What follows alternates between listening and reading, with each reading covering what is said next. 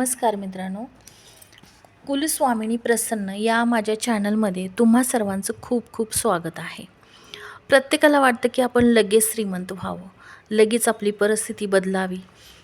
तर तुम्हाला जर वाटत असेल की तुम्ही लगेच श्रीमंत व्हावे, तर मंदिरामध्ये तुम्ही अशा 10 वस्तू दान करा की जेणेकरून तुमची लगेच परिस्थिती बदलेल.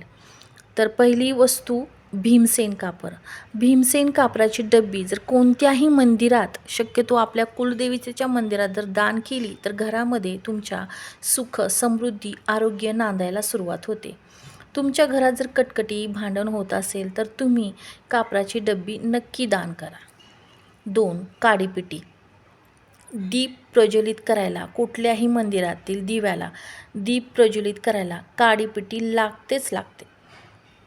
जर तुम्ही काडीपिटी दान केली तर तुमच्या मुलामध्ये जर आत्मविश्वास कमी असेल तर तो आत्मविश्वास वाढेल. कोणत्याही मंदिरामध्ये काडीपिटी दान करा आणि त्या काडीपिटीवर हिरव्या केचपेनने तुमचं नाव लिहा आणि त्यांना सांगा, आत्मविश्वास वाढवण्यासाठी आम्ही ही काडीपिटी दान करत आहोत. बघा, तुमच्या मुलामध्ये हळूहळू बदल होताना दिसतील. 3. मातीचा दिवा. कोणत्याही वेळेत, कोणत्याही दिवशी महादेवाच्या मंदिरात जर मातीचा दिवा दान केला तर पितृदोष कमी होतो. 4. आसन. बसायचे आसन. मंदिरात जर गालिचा किंवा भजन होत असेल तर त्यासाठी बसण्यासाठी जी आसन लागत असेल, तुम्ही मंदिरात ते दान केलं तर आपल्याला लक्झरी लाईफ मिळेल. 5. जर तुम्ही एखाद्या मंदिरात तुळशीचे रोप लावले तर तुमच्या घरात सकारात्मक ऊर्जा निर्माण व्हायला सुरुवात होते.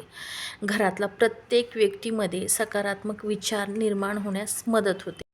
6. छत्री. जर देवाच्या डोक्यावर, उदाहरणार्थ साईबाबाच्या मंदिरामध्ये साईबाबाच्या डोक्यावर जी छत्री दिसते, जर तुम्ही तशी जर छत्री देवाला दान दिली तर स्त्रीला सौभाग्य प्राप्त होते आणि धनयोग निर्माण होतो आणि आपल्याकडे पैशाचा पाऊस पडायला सुरुवात होते. त्यामुळे चांदीची, पितळेची, कुठल्याही प्रकारची छत्री आपण दान कराव्यात. 7. पितळेचे निरंजन. तुपाचा वात लावून जर आपण एखाद्या कृष्णाच्या मंदिरात जर दान केला तर आपली वंशवृद्धी होते. बरेच वर्ष जर आपल्याला मूलबाळ होत नसेल तर तेव्हा वंशवाढ होतो. त्यासाठी तुम्ही पितळेचा निरंजन दान करा. 8. ध्वज. कुठल्याही मंदिराला जर आपण केशरी रंगाचा ध्वज दान केला तर आपला मान सन्मान वाढतो. तो जसा जसा फडकतो तसा तसा आपल्याला फेम मिळायला सुरुवात होते. 9. पितळी कलश. जर आपण पाण्याने भरलेला आणि त्यामध्ये थोडासा गंगाजल भरून जर आपण हा दान केला मंदिरात तर घरामध्ये सुख समृद्धी नांदायला सुरुवात होते. 10. जर मंदिरात घंटा दान केली तर नकारात्मक ऊर्जा जीवनातील, आयुष्यातील नष्ट होते.